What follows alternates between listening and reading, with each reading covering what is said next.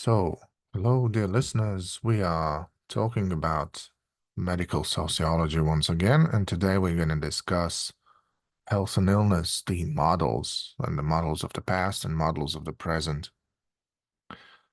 Let's start with biomedical model, and that has been the dominant paradigm of Western medicine since the end of 18th century with the success of the Enlightenment. We're going to talk about Enlightenment for a while today. And many of the central problems of medical sociology have emerged as reactions to and as critiques of this paradigm. So, of course, we start with it.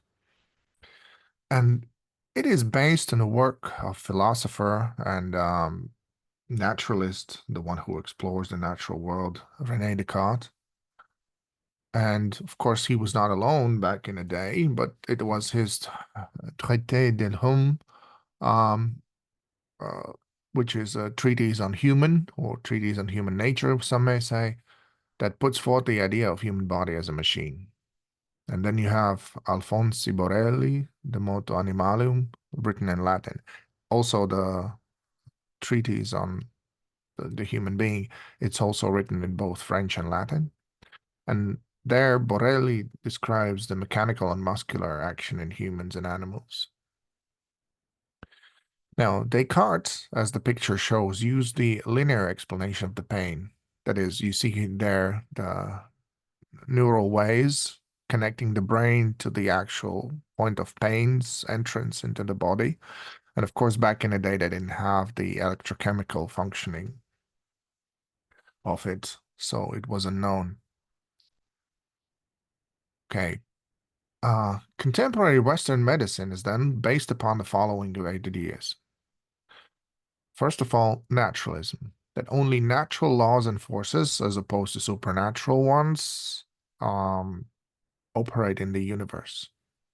Second, individualism, that independence meant as autonomy and self-reliance in contrast to collectivism and communitarianism, this individual human being, autonomous and free to make decisions, is the central character of this idea. And mind and body dualism, that is, mind is something separate from the body. The models we're going to discuss today are going to tackle also this separation and ask to what extent it makes sense. So that's your biomedical model of health. Now, when Western medicine defines uh, health as some sort of control and rational control, rational self-control also as the primary model of behavior, then it supposes that disease means chaos and disorder, and we should keep from subsiding into that chaos. So the healthy body kind of behaves rationally, you see, because it's built on some sort of rational principle. And that the rational behavior is parallel to that rational behavior of the mind. So illness becomes a threat to that rationality, and it threatens the social life and it erodes our self-control. And that is why the ability of the rational biomedicine to deal with the sickness is emphasized in this model. And here we will take a little sidestep. We'll discuss a bit the pandemic of COVID-19, which is as much a pandemic caused by the virus as it is a pandemic of psychological virus of fear and panic and psychological virus of conspiracy theories. Now, uh, as the data shows, COVID has been quite devastating on the population. The data from you can see their sources says that the death toll has been about 5.4 million. This is worldwide. And perhaps the numbers could be bigger, could be smaller, depending on what you look at, but quite impressive. Now, social and political dimensions of COVID are such as it means contagion and death. There's this risk of dying, and of course, that's why the infected and dead have been measured as one of the main statistics showing the seriousness of this situation. But then there's risk and uncertainty, fear, anxiety, dread, and depression, and lockdown and surveillance as a result of that to control something, to start to control the spread of disease. And then social inequalities, because uh, when you halt the economic processes, when you have the lockdown, I mean, the first ones who suffer, of course, are the poorest. And then you have blame and the power relations, this shift of blame, who's to blame for this? And Slavoj Žižek here rightfully says that, well, governments were supposed to predict this and react on this. If you have the power, then you have to show what you can do. You have to show your ability to handle the situation. So, and there you can see a picture of Deborah Lupton's book, COVID Societies Theorizing the Coronavirus Crisis. This is 2022.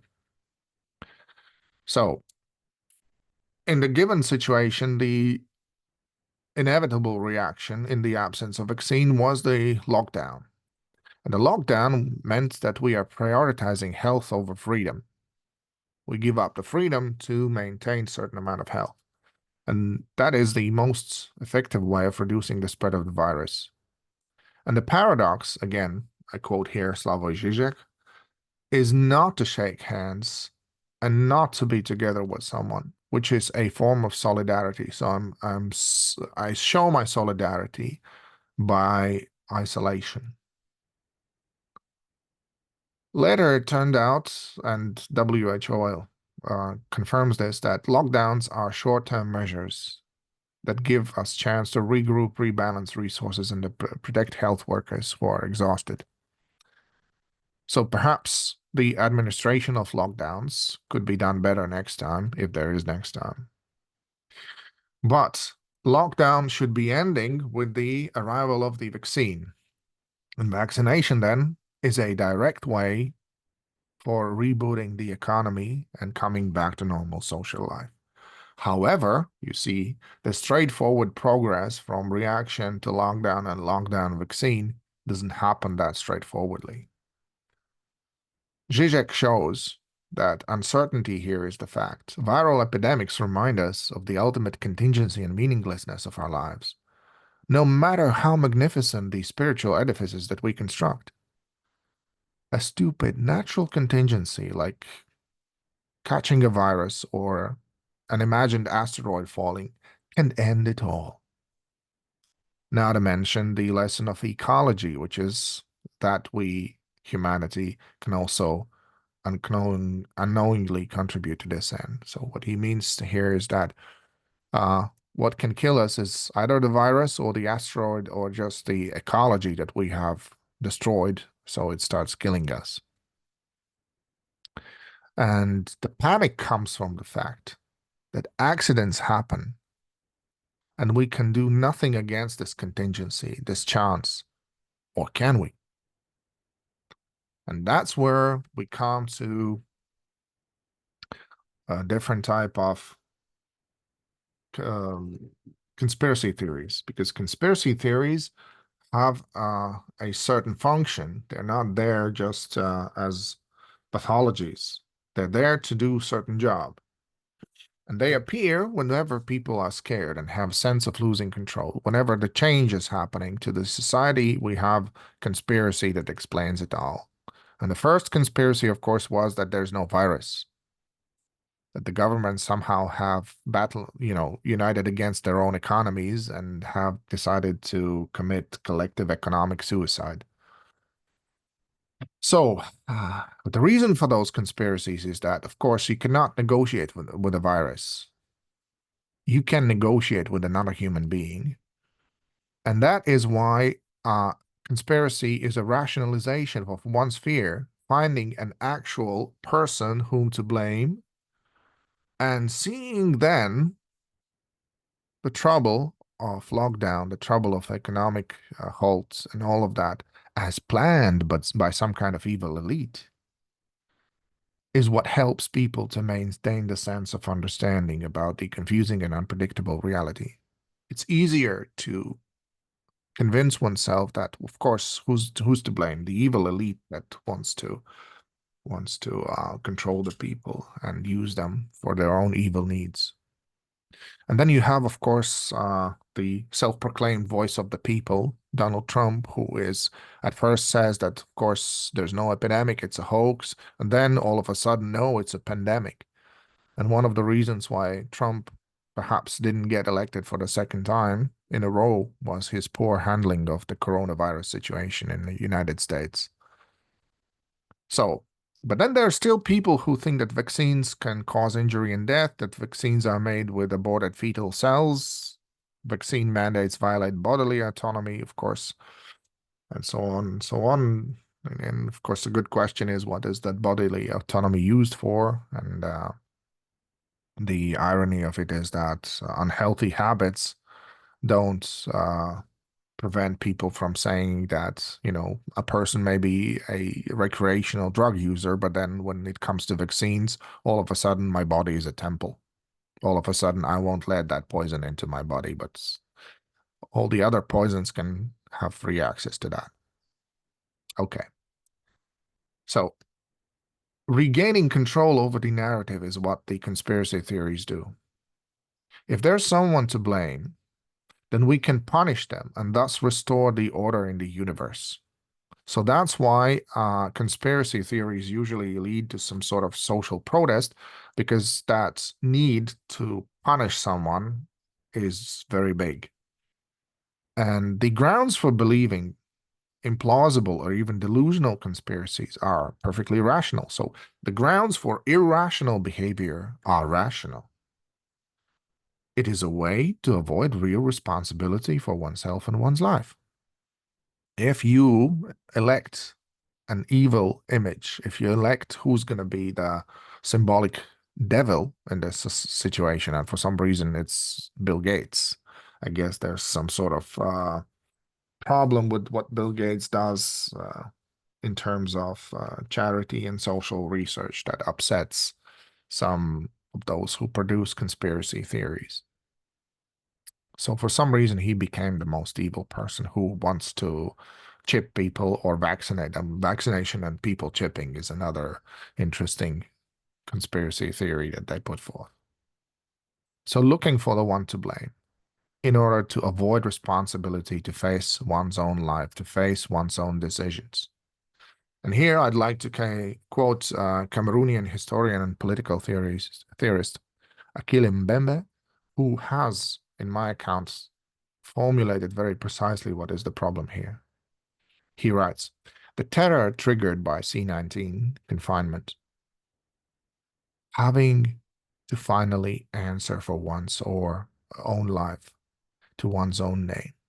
We must answer here and now for our life on earth with others, including the viruses, and our shared faith. That is, what he's trying to say is that if you take the pandemic seriously, it's just a wake-up call for you to understand this is what our life has become. This is what we have created for ourselves. There's no evil governments or reptiloids or anybody plotting this. This is of our own doing. It was a mistake that is kind of logically follows out of our own civilization, the way we treat each other, the way we treat the nature.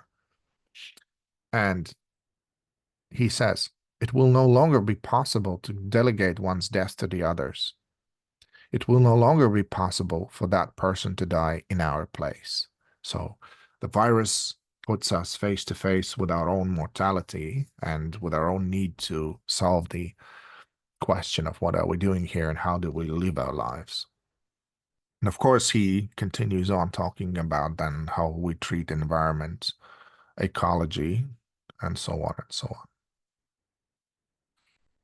So COVID-19 showed us that we are far less equipped than we assumed previously to assume the responsibility for our own lives and the lives of the others in the form of solidarity. That there's a large amount of population that will avoid assuming responsibility for other people. And they, of course, will demonize anybody who will try to prove that sometimes solidarity means following rather inconvenient and weird restrictions. Pandemic reminded us how little a single human being can actually do in the face of adversity. Apart from isolation, you can just go and be alone. But we must learn that our life is really much more fragile than we think, that our normal daily life that we take for granted can no longer be taken for granted. And we must change the understanding of our existence as living beings among the other forms of life, from consumerism to ecological consciousness. And then there is a book, as you can see here, Ecological Medicine, the antidote to big pharma and fast foods, so looking for better ways of how to handle our inner and outer ecology. And here's an array of literature, just few books that deal with success or failure. And you can decide what was it. Did we successfully go through COVID? In some sense, yes. But then there was a cost. That was education and the long distance communication that changed the job markets, that changed the education system. As you can see, here's a book, The Stolen Year, How COVID Changed Children's Lives and Where We Go Now. The children missed out on a school. Then The Big Fail, the pandemic revealed about who America protects and who it leaves behind, because, of course, there's the social inequality that the wealthy people were much better off in the situation. Why COVID-19 crushed us and how we can defeat the next pandemic, says Scott Gottlieb in his book, Uncontrolled Spread. Then Danielle Allen talks about democracy in the time of coronavirus. How did that impact our democracy? And then Jonathan Howard talks about how the failed quest for herd immunity led doctors to embrace the anti-vaccine movement and blinded Americans to the threat of COVID. What it means is that mm, the idea of herd immunity is actually born out of the previous pandemics that were really deadly and really took many hundreds and thousands and even millions of lives. But herd immunity that has been enjoyed for some time had created this false sense of security that those diseases are sort of eradicated, that they will never come back. Well, not really. And yeah, so there's something to think about. Then stories from the front lines of C19, women of the pandemic, how all of a sudden women and usually the traditional gender role presupposes that woman is in charge both of her career and of her domestic life. And all of a sudden now kids can't go to school, so mom is left with the kids while dad is, doing his stuff and so on. So this contradictions of the gender roles and gender duties and so on and so on, and how those duties are shared within the given household and so on, were brought out. And then, of course, the mental health effects of COVID-19. Now, pandemic calls into question some long established assumptions. First of all, the belief in individualism and individual control. Turns out it's far less than we actually thought. People, when faced with responsibility, run away from it, inventing kind of some sort of weird theories and hoping that somebody will uh, they will find an easy solution to actually very complex problem. Then freedom and health. Suddenly it turns out that one is the price of the other, something we were not prepared for. Value of human life and economic growth. Again, one is the price of the other, as pandemic shows. And then reliance on biomedicine and its expertise. Again, a thing of the past. No longer doctors can claim that they have this universal authority and expertise that they used to enjoy for several centuries. I mean, since the Enlightenment and the rise of anti-vax movement. And we'll see the price of it in future. So the cost of irresponsibility and ignorance is already and will be much higher than we are ready to admit. That's another way of how to avoid responsibilities, to say that, well, yeah, but nothing bad happened. Well, something bad did happen. We lost a lot of important things. First of all, we lost truth. The value of information and truth now is in serious question, and the value of human life as well, and the value of solidarity and freedom and economic growth. All of these values are now in question. And here you can find a material, Europe in the Age of Post-Truth Politics, that addresses this issue of what is truth these days. And the post-truth is important in the following context. It's a new condition in which the line between the truth and falsehood becomes blurred and indistinct. Now, truth used to be a singular word. There couldn't be many truths. This hard truth, which used to be related to facts and evidence, is now relativized into soft truths. Truth is relative to who says it and in what sense. And truth is now no longer a fact, it's more of an opinion. And that's how opinions are treated as facts. This is one of the most obvious manipulations with the political speech and populist thought. And the example of that, of course, is Donald Trump, where what he says first is an opinion. In the next sentence, it becomes no longer an opinion, it becomes a fact. So we freely play facts into opinions, opinions into facts, until you can no longer distinguish which one is which. And then one comes forth and expresses their emotional attitudes about something, that they don't like this and they don't like that, and that is horrible, this is terrible. And when you say that is terrible, in the eyes of a public, it becomes a fact. The public starts thinking it is terrible. And in pretty much the same vein, Trump actually talked about himself. I'm a very stable genius. What does that even mean? How do we test this? Is it an opinion? Is it a fact? Well, for him, that is an opinion that has the value of the fact. And that manipulation is the destruction of the truth as supported by facts and evidence, the hard truth. So what we enter now is post-ethical world, because indifference to truth easily turns into indifference to any ethical norms. And that is a characteristic straight out of the books and materials about narcissists and psychopaths. For them, they are the law. They are the ones who define rules.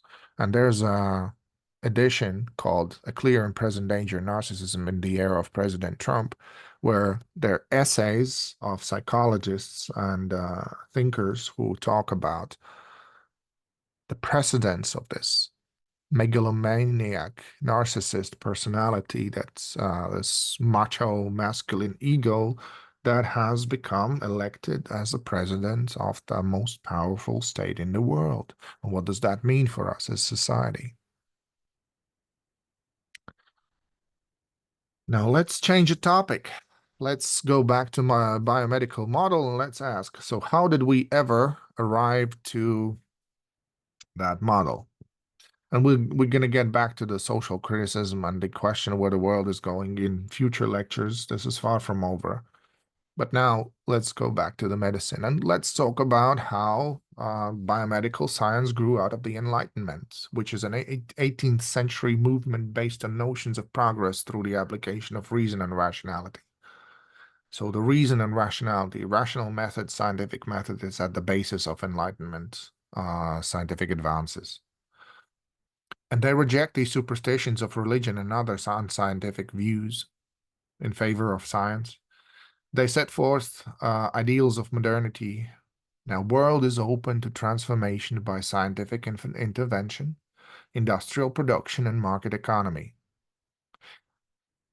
Enlightenment thinkers and Enlightenment movement in general has great faith in the progress of society, which is assisted by developments in science and technology. They hope to eradicate extreme poverty, hunger, disease, illiteracy, and early death. And to a certain extent, they have succeeded. And the dream would be that perhaps even crime and war could be eliminated one day. Part of that was establishment of hospitals, dispensaries, and clinics that were led by doctors. That would be the dawn of modern medicine in late 1700s. A large number of patients would now be treated by a relatively small number of doctors, which would rapidly put medicine as one of the elite professions.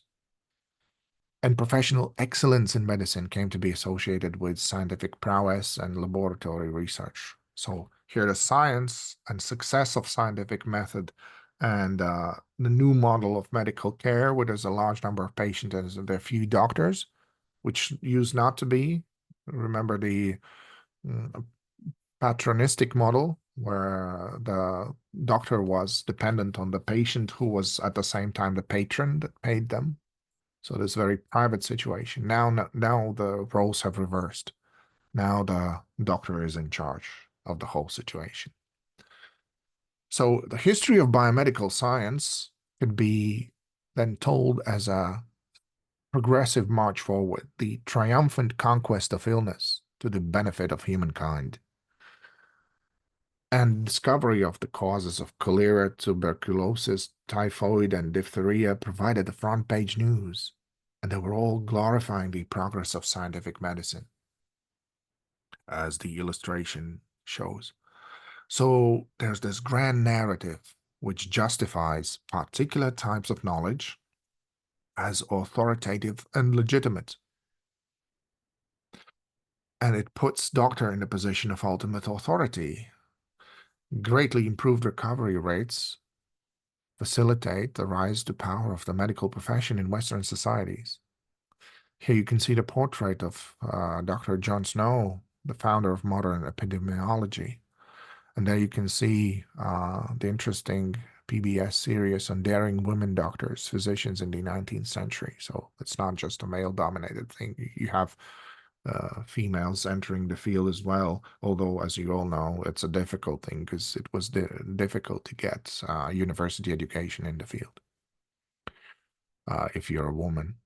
And medicine was becoming a major institution for social control, superseding the influence of religion and law as a repository of truth. Now, this truth was based in hard evidence, in effective measures that would immediately improve people's lives, like discovery of anesthetics, discovery of antibiotics, discovery of germ theory, and et cetera, et cetera. Huge advances in medical science.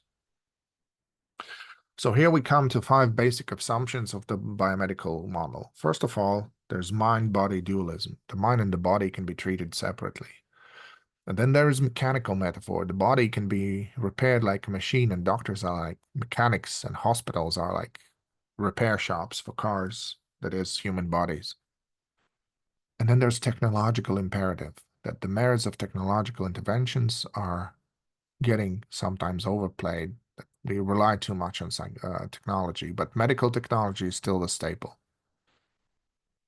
Biomedicine is also reductionist. Why? Because it explains dysfunction in unchangeable biological structures and processes and privileges such explanations at the expense of social, cultural, biographical explanations. So it reduces everything to biological structures and processes.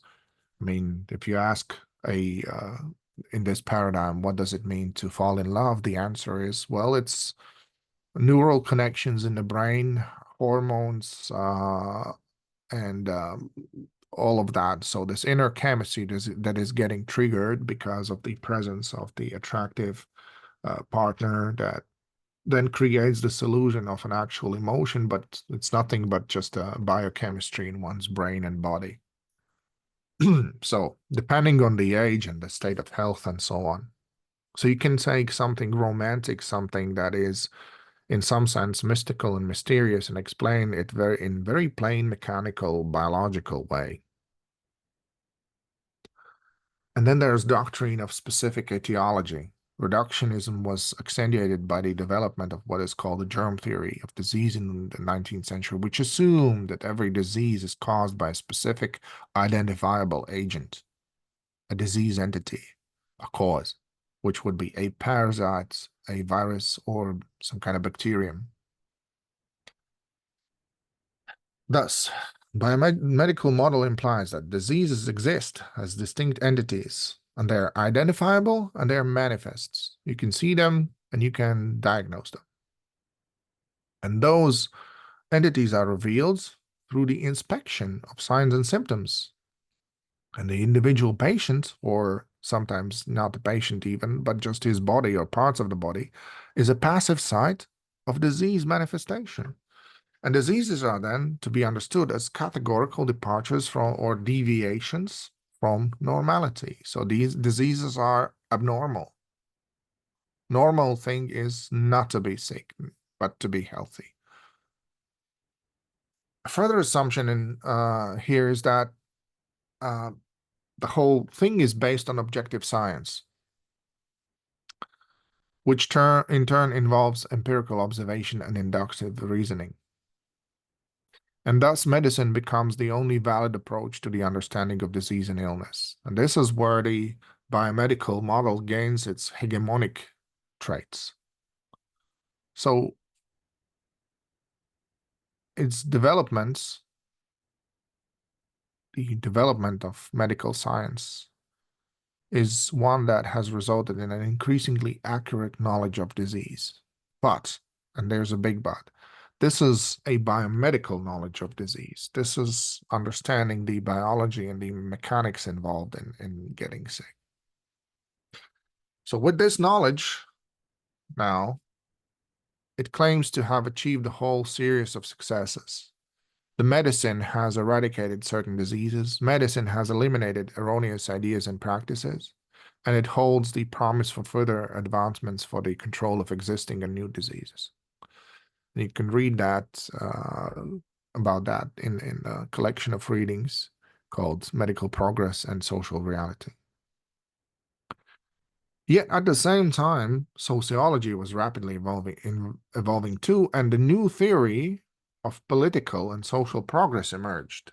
And that is the political economy perspective or conflict theory. So let's spend some time to discuss this conflict theory. It is still, of course, getting discussed here. You see certain books taking care of that question and talking about the rise of what is called a patient citizen. That is, patient is now could be considered a political unit, or the citizens are either future or past patients, and so on and so on. So interesting dynamic over there. Remember that structural functionalism used to maintain that social structures are necessary feature of complex society. And that there is this universal value consensus about health and how to maintain health, which leads to cooperation between the doctor and the patient, stability in society, and general social order and productivity. However, traditional social structures mean that access to resources is inherently unequal, and those who benefit from this inequality, will try to maintain the hierarchy as long as possible. So this hierarchy, this inequality, which is said to be functionally necessary, is put to question now. So conflict theory now says social relationships are competition, sometimes they call it struggle or even war, between the groups for the scarce resources. It's about the control of resources. So conflict theorists anticipate that social change will not occur through revolution rather than peaceful evolution. They argue for the struggle, for the conflict. So where does it all come from?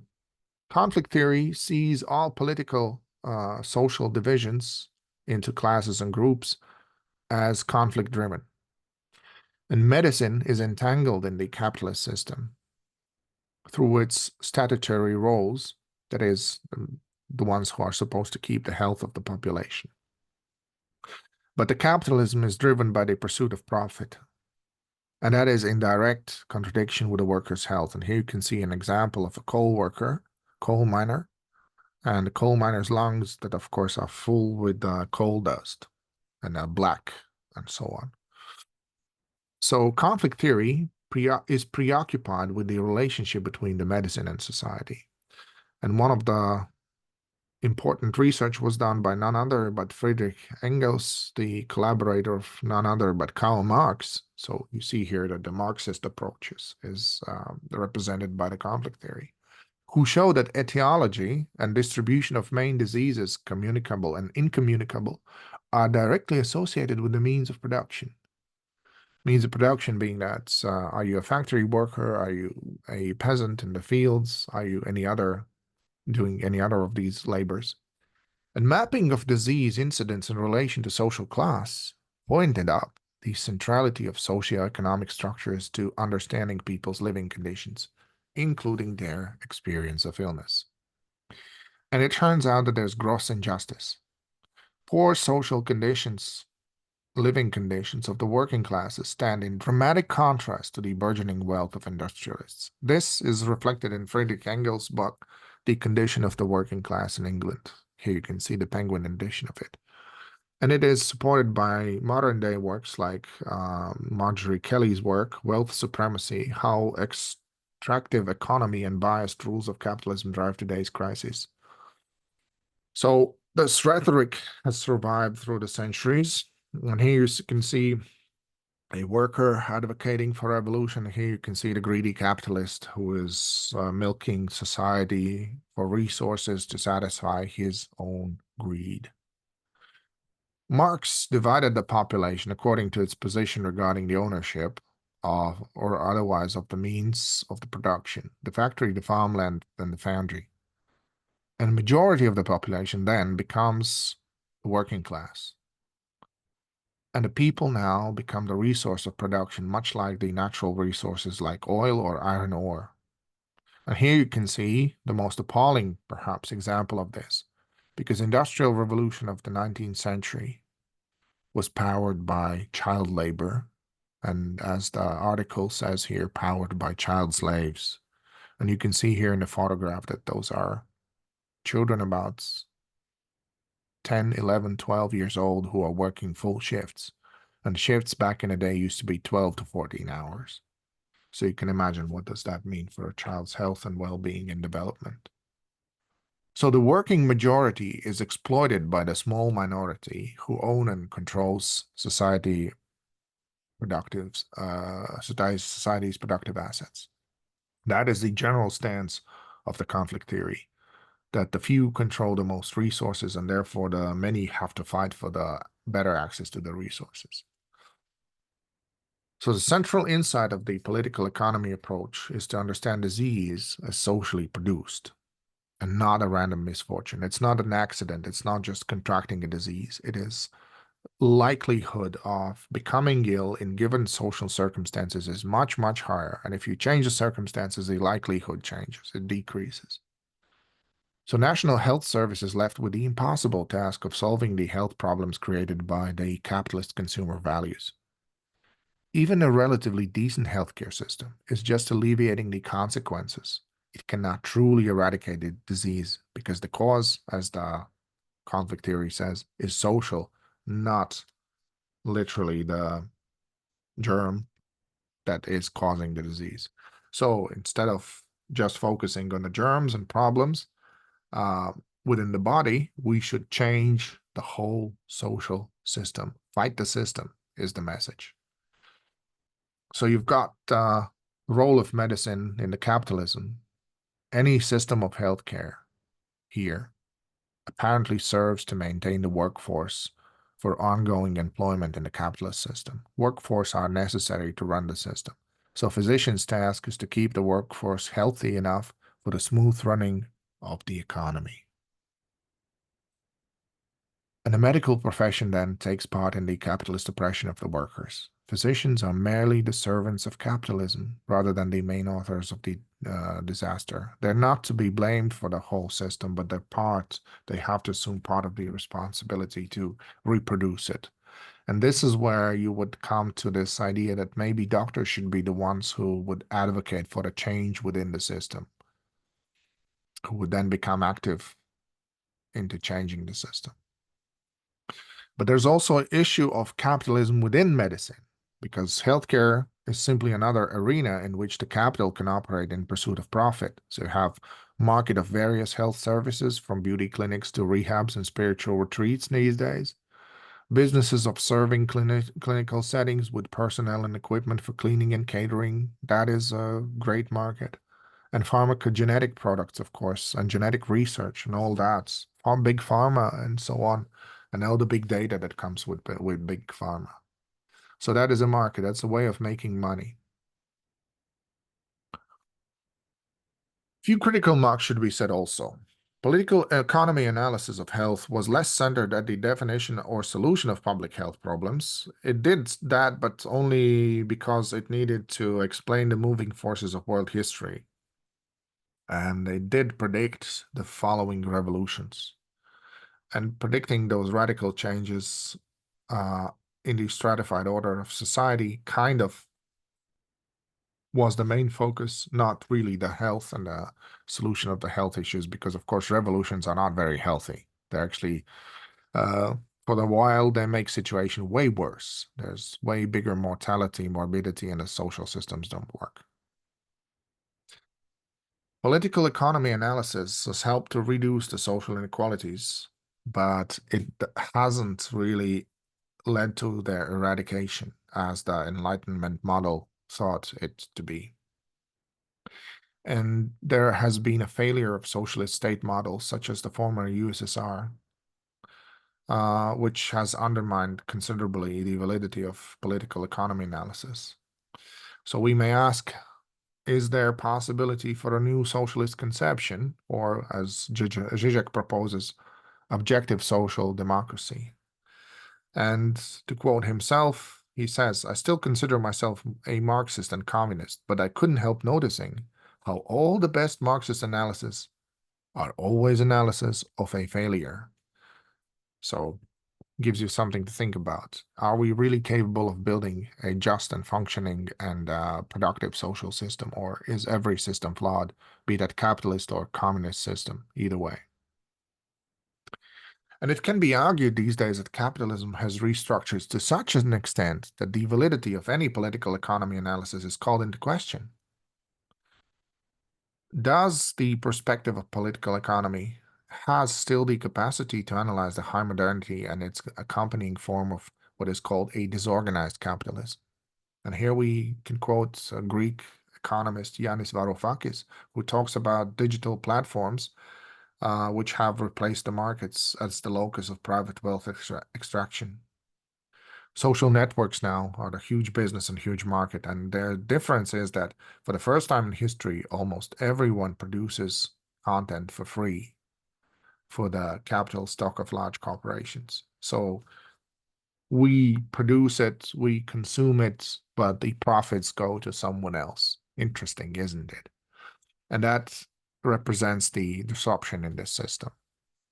And what Slavoj Žižek says about this book is the following: a book for anybody who wants to understand the mess we're in.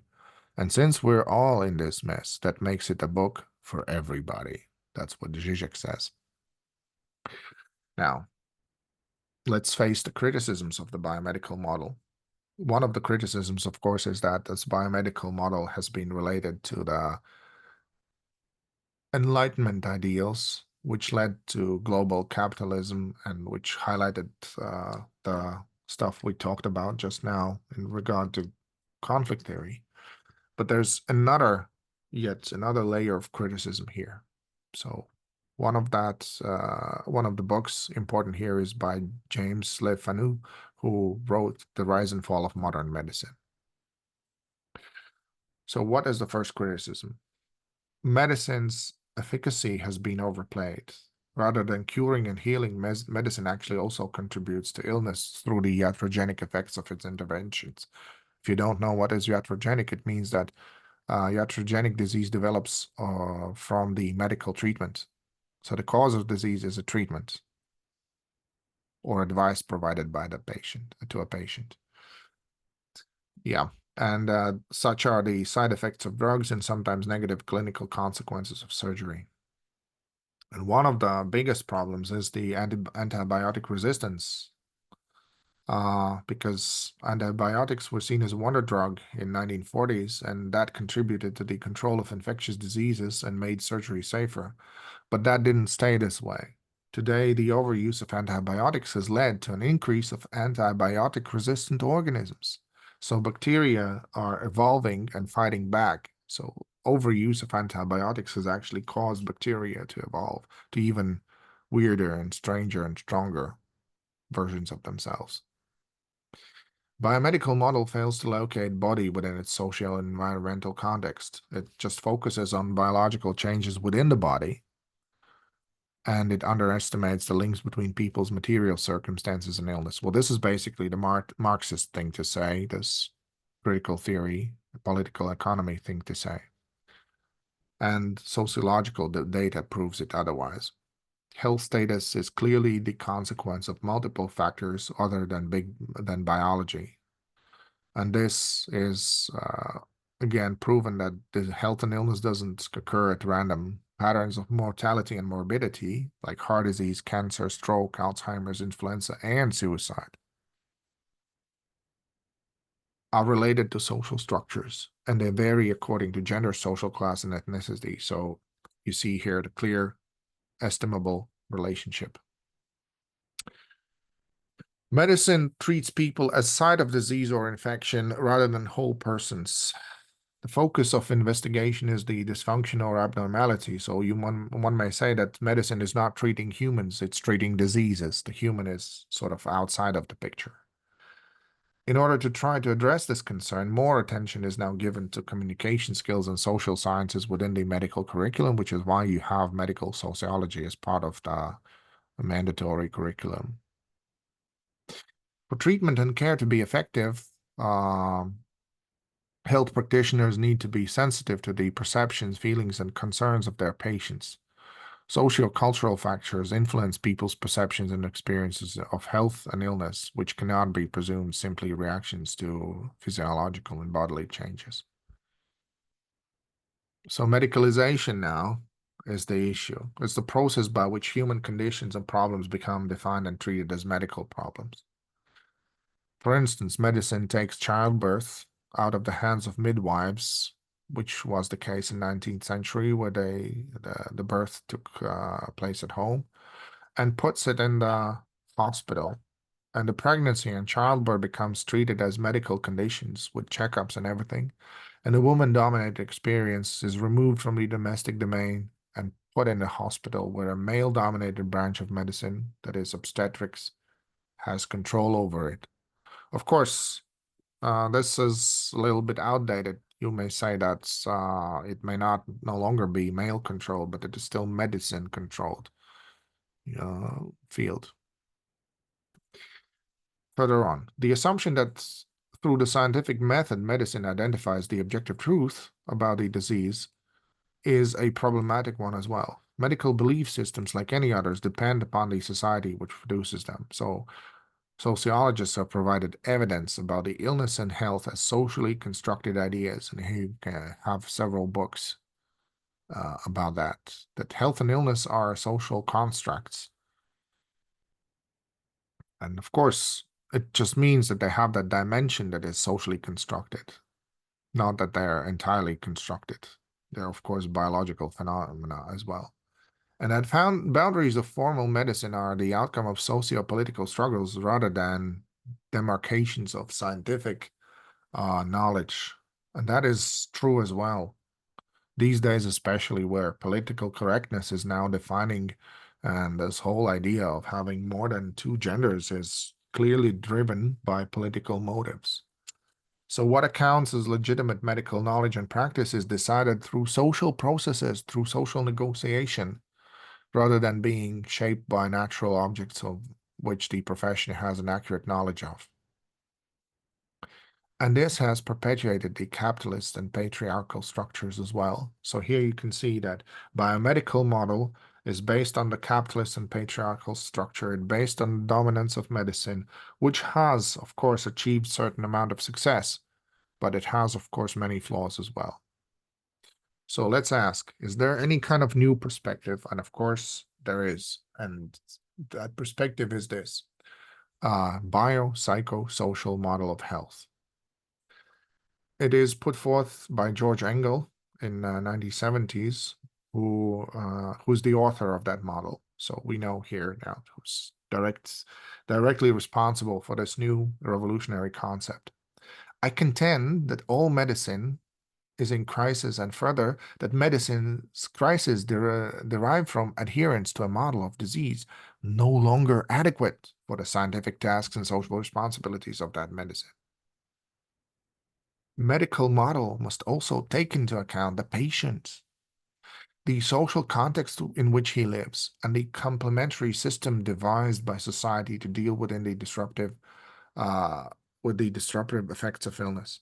And this requires a biopsychosocial model.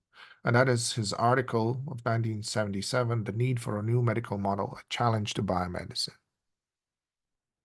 And holistic approach requires that physician accepts the responsibility to evaluate whatever problem the patient presents. Hence, the physician's basic professional knowledge and skills must span the social, the psychological, and biological, for his decisions and actions on the patient's behalf involve all three of these. Here you can see a picture of the said model. This is how it looks like. You have biological parts, often associated with disease and bodily health. You have the social part, where you have interpersonal factors, and psychological part, aspects of mental and emotional wellness, as well as aspects of individual psychological experience of any condition, be that health or be that illness. And then you have intersections, overlaps, and all that follows from this. Biopsychosocial model of health can also emphasize the need for preventive care. Disease prevention requires, of course, understanding of how people maintain their health. That is, what are their health and illness behaviors, and those behaviors together make up for health lifestyles. And the concept of health itself needs to be explored, and it must include lay perspective, that is, non-professional, non-expert views, common person's new views on what health is. And the problem with that is that doctors have always looked upon those views with certain scorn, because they think, what can non-experts say about health? Well, the importance of that is very simple. They act upon their own understanding of what health and illness is. So paying attention to what concepts are popular among the population that you are working within, of course, makes sense. Population, I mean culture, society, traditions, and ideas about gender roles, about behaviors, about everything. That matters. And it doesn't matter whether or not it's scientifically founded. It is what directs people's lives. It is the habitus, to use the Bourdieu's term. But aren't we missing something, one may ask? Of course we are. First of all, there's proposal to expand the biopsychosocial model with addition of ecology. So the health now becomes intersection of body, mind, society, and physical environment. And physical environment is defined as hierarchies of inner and outer environments. We're gonna discuss those in the next slide. And if you want to look at it, you can Google the article, this biopsycho-ecological paradigm, a foundational theory for medicine. It was published a bit ago, but it's one of those articles that tries to set up a new tradition. And the biopsycho-ecological model expands the biomedical and the biopsychosocial models. We're going to talk about biopsychosocial model in a minute, because it adds the physical environment as a fourth interacting element to the dynamic interactions of the body, mind, and sociocultural variables presented by the models. And it postulates the hierarchies of the cellular, body tissue, organ and organ system, person, and environmental elements. So these are the hierarchies I talked about in the previous slide that interact to drive physiological processes and determine personal life worlds, reflecting the micro and macro levels of functioning.